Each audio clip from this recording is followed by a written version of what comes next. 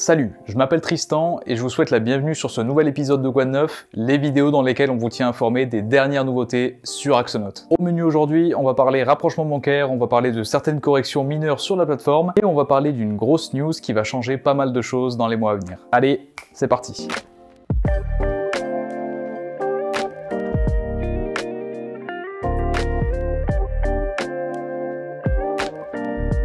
On va commencer par la très grosse news, et celle-là je suis pas peu fier de vous l'annoncer, c'est aujourd'hui. C'est décidé. Axonote vient de lever 10 millions d'euros.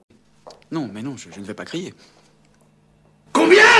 Alors c'est une news qui donne vraiment le sourire. À titre personnel, ça me fait quelque chose parce que depuis 2017, on n'aurait jamais pensé en arriver là. Même si secrètement, bien sûr, tout le monde a travaillé très dur pour qu'on en arrive là. C'est vraiment une grosse reconnaissance pour nous au niveau du marché français. Et on est vraiment heureux de voir que ce soit du côté des entrepreneurs et des investisseurs, nous avons vraiment un très gros soutien.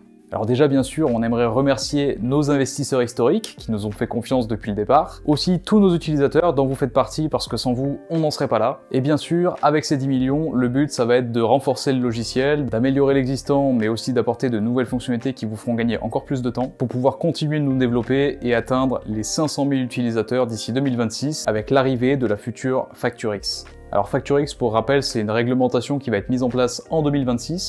Encore. Ça fait beaucoup là, non? Et qui va obliger toutes les petites entreprises à utiliser un logiciel pour générer des factures électroniques. Et donc forcément l'objectif pour nous, ça va être de pouvoir être en mesure d'en aider le maximum à ce moment-là.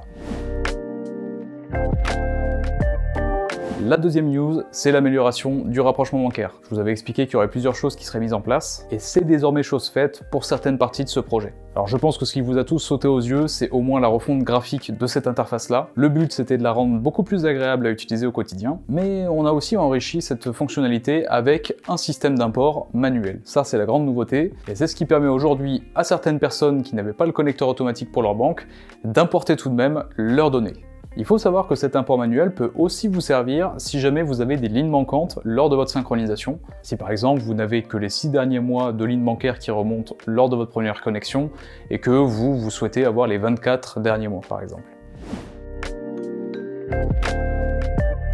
Troisième nouveauté, alors celle-là elle concerne la TVA. Nous avons rajouté une petite option qui vous permet désormais de pouvoir choisir si vous souhaitez que le calcul de TVA se fasse à l'encaissement ou alors à la facturation. Cette petite option, vous pourrez la trouver dans le paramétrage, dans la configuration au niveau des taxes, et en cochant cette option, c'est votre prévisionnel de trésorerie qui va être directement impacté. Car en effet, c'est dans ce prévisionnel que vous allez retrouver votre récapitulatif de TVA, et qui sera donc calculé en fonction de la méthode que vous avez choisie.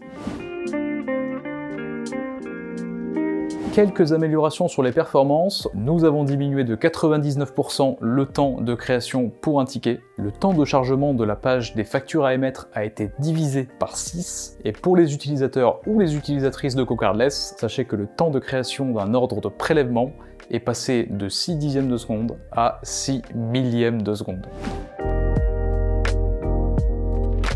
Et enfin, la dernière news et qui te ferait faire plaisir à pas mal de personnes, j'en suis sûr, la relance automatisée des factures, ça y est, on l'a fait. Vous avez désormais l'opportunité de pouvoir paramétrer des relances automatiques pour vos clients. Donc cette option, vous allez pouvoir la configurer dans vos modèles, plus spécifiquement les modèles pour les envois de relance. Et pour chaque modèle, vous pouvez choisir si vous souhaitez activer ou non la fonctionnalité, choisir votre délai, et à l'issue de cette échéance, l'email partira automatiquement avec l'adresse de la personne qui a créé la facture.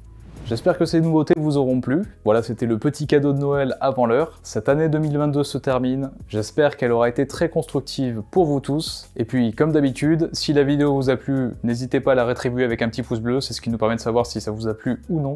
Si vous avez des remarques sur les dernières nouveautés, n'hésitez pas à le dire en commentaire. Je vous souhaite de très bonnes fêtes. Et puis nous, on va se retrouver en janvier prochain pour de prochaines nouveautés.